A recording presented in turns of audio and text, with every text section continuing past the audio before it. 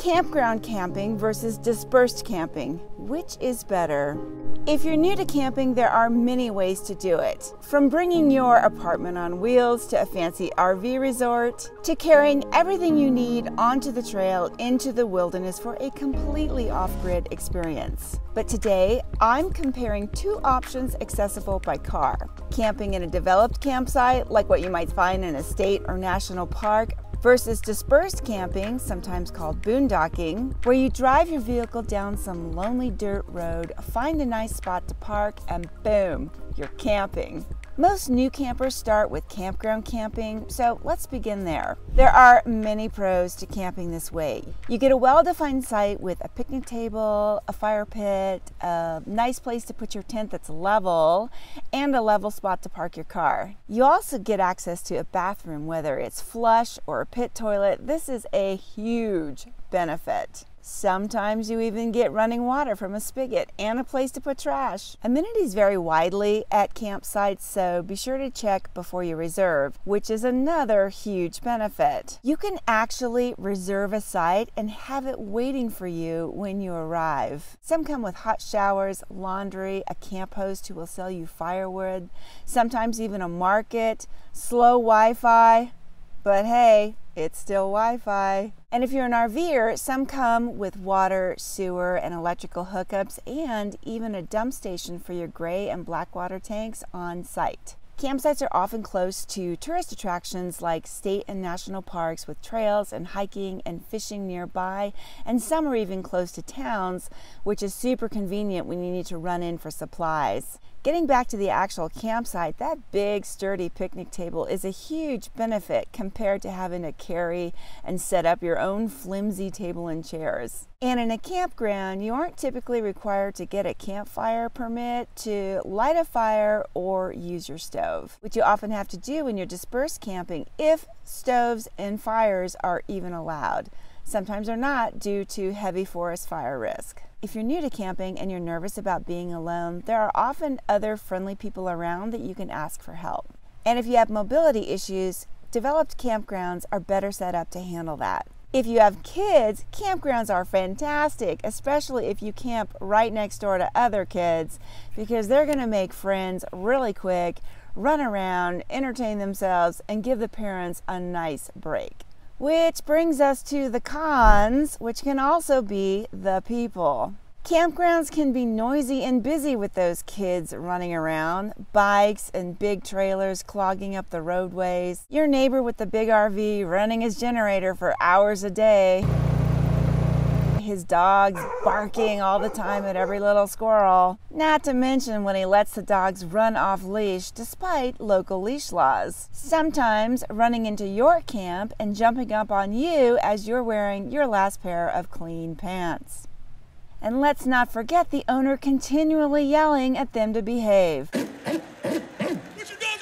Most campgrounds have quiet hours from 10 p.m. to 7 a.m., but some people don't know or don't care and are willing to party into the night, completely unaware of how their noise is affecting their neighbors. This is where a good camp host comes in handy, backed by a good sheriff's department. Campgrounds can also attract opportunistic wildlife, like aggressive squirrels, literally jumping into your car looking for treats. Raccoons that come out after hours, digging loudly through your stuff, making you think it's a bear. And then of course there are the actual bears that frequently cruise through campsites after hours looking for easy food. And if you get stuck in that site next to the bathroom, that can be stinky and noisy as people come and go at all hours of the night, talking, flushing, tramping around. And of course, the other big con of campgrounds is that they cost actual money,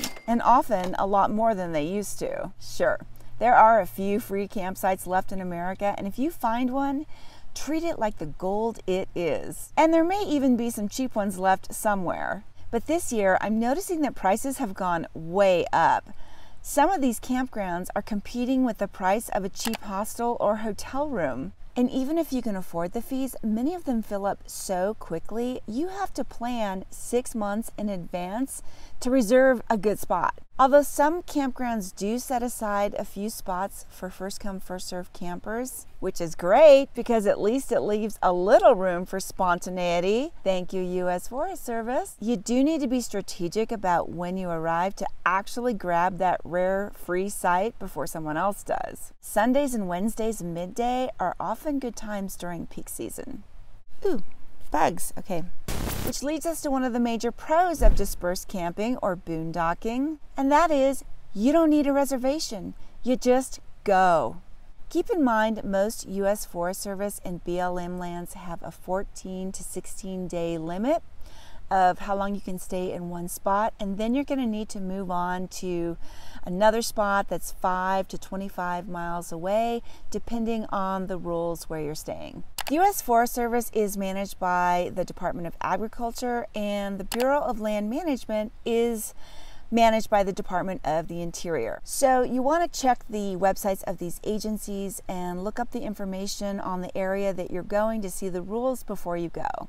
Then just pick where you want to go on the map and let the adventure begin. Driving down lonely dirt roads into a patch of public land that you've never seen before is so awesome. You will see new things, it'll be a leisurely drive, and you can typically find a pretty spot to camp where there's no one else around. There you can set up and be as noisy or as quiet as you want, surrounded by nature with birds and trails and fishing and hiking and just all the things you like to do in the great outdoors. Privacy is priceless, and best of all, it's free. That's my favorite price. Your only cost is the gas to get there and the supplies that you would need anyway. But there are several cons to dispersed camping. To get there, you often have to drive far, so that's time and gas. You often have to go down long stretches of bumpy dirt road, which means more time, lots of dirt on the car, and potential damage. Where you could get stuck with no cell coverage, you could be in danger with no one to help. Sometimes finding a decent place is easy, sometimes it's hard, and sometimes that place that sounded so perfect in iOverlander, an app to help you find these kind of campsites, is taken by somebody else. It takes time to find a place that's level, with decent parking, privacy, and room for your camp setup. And there's a lot of uncertainty when you're in a new place looking for a decent spot. The stress levels can get pretty high, especially if it's starting to get dark and you're racing the clock. There's no water from a spigot. You have to bring your own or bring a water treatment system. There's no trash, there's no toilet, there's no shower, and everything you bring in, you have to bring out, especially that garbage. Leave no trace. With dispersed camping, there's typically no picnic table and there's often no campfire ring. Campfires usually require permits, which must be obtained in advance, if they're even allowed, but often, especially in the fire-prone West, they are absolutely forbidden. You also have to think about self-recovery in case your car gets stuck, or self-defense in case you run into the rare nefarious character. You also need to bring your own light sources and power sources for charging devices. And in certain popular areas, you may still have to contend with too many people and their kids, pets, parties, and noise. I'm off to summer camp! With nothing you can really do about it. You do need a certain level of self-reliance and confidence to camp this way, but if you're looking to truly get away, explore some lightly traveled back roads, and find solitude in nature with whatever the comforts you can bring in your vehicle, dispersed camping may be for you. So, which is better? Well, it all boils down to personal preferences, experience, and camping goals. Campground camping is probably best for those who enjoy convenience and comfort, who are new to camping and feel safer with others around, or social people who enjoy the vibe of folks camping together. But if you're looking for solitude, you like exploring new places, dispersed camping might be a better choice for finding that deeper connection with nature, with the modern conveniences of your vehicle and everything you can carry in it. If you really want to connect with nature, go backpacking. Which do you prefer?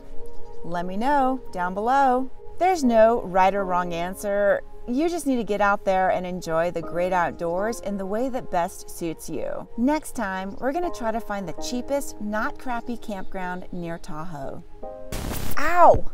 Just sat on a freaking pine needle. Ooh. Dab me in the buns. Okay.